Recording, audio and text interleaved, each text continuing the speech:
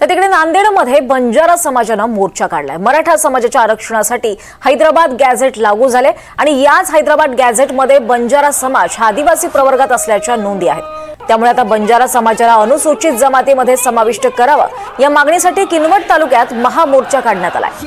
किनवट हा तालुका आदिवासी आणि बंजारा बहुल असलेला तालुका आहे। येत्या 29 तारखेला नांदेड मुख्यालयाला यापेक्षाही मोठा मोर्चा काढण्यात येणार असल्याची घोषणा सकल बंजारा समाजाने केली आहे।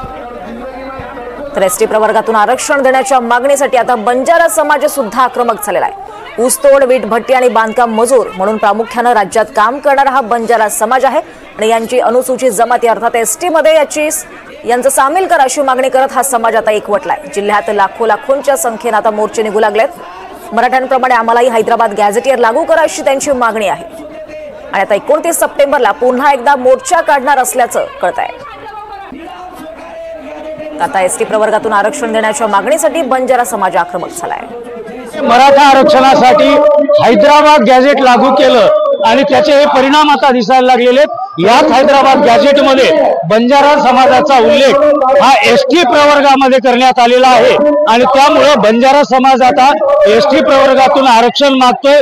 येत्या महिनाभरामध्ये राज्यातील सर्व पक्षाच्या आमदारांनी बंजारा समाजाच्या आरक्षणाला पाठिंबा दिला नाही तर या निवडणुकीत त्यांना त्यांची जागा दाखवून देऊ असं इथं सांगितलं जातंय।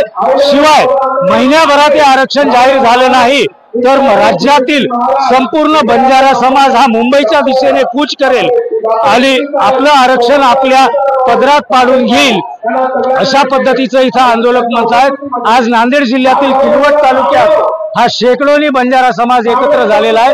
किनवट हा तो तालुका आहे जिथं आदिवासी आणि बंजारा मोठ्या संख्येने राहतात। आज हा सरकारला इशारा देण्यात आलाय, यावर सरकारने मान्य नाही केलं तर हा मोर्चा देखील मुंबईत धडकेल असं या बंजारा समाजाच्या नेतृत्व करणाऱ्यांनी सांगितलंय। योगेश लाटकर, NDTV मराठी, नांदेड।